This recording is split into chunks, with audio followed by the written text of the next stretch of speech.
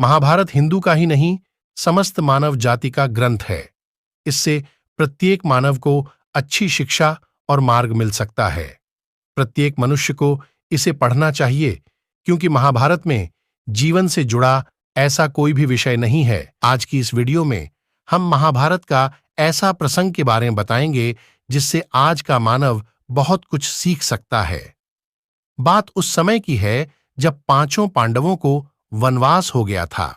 वनवास जाने से पहले पांडवों ने भगवान श्री कृष्ण से पूछा, हे श्री कृष्ण, अभी यह द्वापर युग का अंत काल चल रहा है।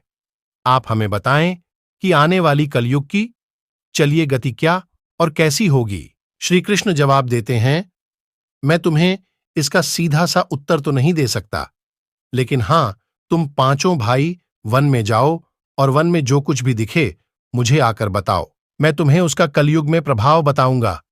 इसके बाद पांचों भाई वन में चले गए। उन्होंने वन में जो देखा वह देखकर आश्चर्यचकित रह गए। आखिर उन्होंने वन में क्या देखा और श्री कृष्ण ने क्या जवाब दिया, यह जानने के लिए इसको अंत तक जरूर वीडियो देखना होगा। युधिष्ठिर भ्रमण पर थे। उन्होंने एक जगह पर देखा कि एक हाथी के 2 सूंड थे। यह देखकर युधिष्ठिर के आश्चर्य का ठिकाना नहीं रहा। अर्जुन दूसरी दिशा में भ्रमण पर थे। कुछ दूर जंगल में जाने पर उन्होंने जो देखा उसे देखकर वह भी आश्चर्यचकित रह गए। वहां पर देखा कि कोई पक्षी है जिसके पंखों के ऊपर वेदों की रचनाएं की हुई हैं और वह पक्षी मुर्दे का मांस खा रहा है। यह दृश्य देख अर्जुन कुछ समझ नहीं पाए। दोनों भाइयों की तरह भीम भी भ्रमण पर थे। उन्होंने जो देखा वह भी आश्चर्यचकित रह गए। उन्होंने देखा कि गाय ने एक बछड़े को जन्म दिया, लेकिन जन्म के बाद में गाय बछड़े को इतना चाट रही है कि उसका बछड़ा लहूलुहान हो गया है। सहदेव भी भ्रमण पर थे तो उन्होंने चौथा आश्चर्य देखा।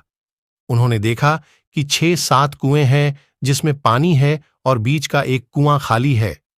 बीच का कुआं काफी गहरा होते हुए फिर भी पानी नहीं है। घोर आश्चर्य हुआ, ऐसे कैसे हो सकता है। नकुल भी भ्रमण पर थे और उन्होंने एक आश्चर्यजनक घटना देख एक पहाड़ के ऊपर से एक बड़ी सी चट्टान लुढ़कते हुए नीचे आ रही है। वे कितने ही वृक्षों से टकराकर उनको नीचे गिराते हुए वे आगे बढ़ जाती हैं। विशालकाय वृक्ष भी उस रोक ना सकें। इसके अलावा यह चट्टान कितनी ही अन्य चट्टानों के साथ टकराई, फिर भी वह उसे रोक नहीं सके। अंत में वह एक अत्यंत छोटे पौ। इसके बाद पांचों भाई एकत्रित हुए और शाम को भगवान श्री कृष्ण को अपने अनुभव सुनाए। सबसे पहले युधिष्ठिर ने कहा, मैंने तो पहली बार 2 सूंड वाला हाथी देखा। ये मेरे लिए तो बहुत ही आश्चर्यजनक था। भगवान श्री कृष्ण कहते हैं, धर्मराज, अब तुम कलिकाल की सुनो। कलयुग में ऐसे लोगों का राज्य होगा जो दोनों ओर से शोषण करेंगे। बोलेंगे कुछ और, करेंगे कुछ और, मन में कुछ और होगा और कर्म कुछ और। ऐसे ही लोगों का कलयुग में राज्य होगा। तुम कलयुग आने से पहले तक राज्य कर लो। युधिष्ठिर के बाद अर्जुन ने कहा, मैंने जो देखा है वह तो कहीं ज्यादा आश्चर्यजनक था। मैंने देखा कि एक पक्षी के पंखों पर वेदों की रचनाएं लिखी हुई हैं, पर वह पक्षी मुर्दे का मांस खा रहा है। श्री कृष्ण कहते हैं, कलयुग में ऐसे लोगों रहेंगे जो बड़े ज्ञानी कहलाएंगे, विज्ञान की चर्चा करेंगे, लेकिन उनके आचरण राक्षसी होंगे। वह बड़े पंडित और विद्वान कहलाएंगे, किंतु यह देखते रहेंगे कि कौन सा मनुष्य कब मरे और हमारे नाम से संपत्ति कर जाए। हे अर्जुन, संस्था के व्यक्ति विचार करेंगे कौन सा मनुष्य मरे और संस्था हमारे नाम पर हो जाए।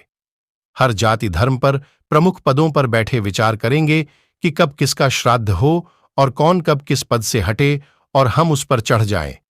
चाहे कितने भी बड़े लोग हों, परंतु उनकी दृष्टि धन और पद के ऊपर ही रहेगी। ऐसे लोगों की ही बहुतायत होगी। अर्जुन के बाद भीम ने अपना अनुभव सुनाया।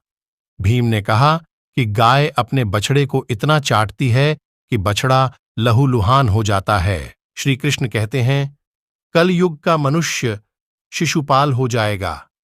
कलयुग में माओ की बच्चों के लिए ममता इतनी बढ़ जाएगी, उन्हें अपने विकास का अवसर ही नहीं मिलेगा। मोह, माया, मैं ही घर बर्बाद हो जाएगा, किसी का बेटा घर छोड़कर साधु बनेगा, तू हजारों व्यक्ति दर्शन करेंगे। यदि अपने बेटे ने साधु बनना चाहा तो रोएंगे कि मेरे बेटे का क्या होगा। इतनी ज्यादा ममता होगी कि उसे मोह माया और परिवार में ही बांधकर रखेंगे। उसका जीवन वहीं खत्म हो जाएगा। वास्तव में लड़के तुम्हारे नहीं हैं, वह तो बहुओं की अमानत है, और लड़कियां जमाइयों की अमानत है, और तुम्हारा यह शरीर मृत्यु की अमानत है। तुम्हारी आत्मा परमात्मा की अमानत है, इसलिए तुम्हारा अपने शाश्वत संबंध को जानना आवश्यक है। भीम के बाद सहदेव ने पूछा, हे श्री कृष्ण, मैंने जो देखा, मैंने यह देखा कि 5-7 बड़े कुओं के बीच एक गहरा कुआं बिल्कुल खाली है, जबकि ऐसा संभव कैसे हो सकता है? भगवान श्री कृष्ण ने जवाब में कहा, कलयुग में लड़की के विवाह में, मकान के उत्सव में, छोटे बड़े उत्सवों में तो लाखों रुपए खर्च कर देंगे, परंतु पड़ोस में ही यदि कोई भूखा प्यासा मर रहा होगा तो यह नहीं देखेंगे कि उसका पेट भरा है या नहीं। उनका अपना ही सगा भूख से मर जाएगा, उसे देखते रहेंगे, और दूसरी ओर मौज, मदिरा, मांस भक्षक, सुंदरता और जश्न में पैसे उड्ढाएंगे, किंतु किसी के 2 आंसुओं पोंछने में उनकी रुचि ना होगी। कहने का तात्पर्य यह है कि कलयुग में अन्न के भंडार होंगे, लेकिन लोग भूख से मरेंगे। सामने बंगले में ऐशो आराम चल रहे होंगे, लेकिन पास की झोपड़ी में आदमी भूख से मर जाएगा। एक ही जगह पर असमानता अपने चरम पर होगी। सहदेव के बाद नकुल ने श्री कृष्ण को बताया कि मैंने भी एक आश्चर्य देखा है कि एक बड़ी सी चट्टान पहाड़ पर से लुढ़की वृक्षों के तने और चट्टाने भी उसे न रोक पाए, किंतु एक छोटे से पौधे के स्पर्श से ही वह बद्धी चट्टान रुक गई। समझ नहीं पाया कैसे। श्री कृष्ण ने कहा, कलयुग में मानव का मन नीचे गिरेगा, उसका जीवन पतित होगा। यह पतित जीवन धन की सिलाओं से नहीं रुकेगा, ना ही सत्ता के वृक्षों से रुकेगा, किंतु हरि नाम के एक छोटे से पौधे से, हरि कीर्तन से मनुष्य जीवन रूपी पौधे का पतन होना रुक जाएगा। इसलिए भक्तों, हरि भजन कलयुग में मोक्ष पाने का एकमात्र उपाय है।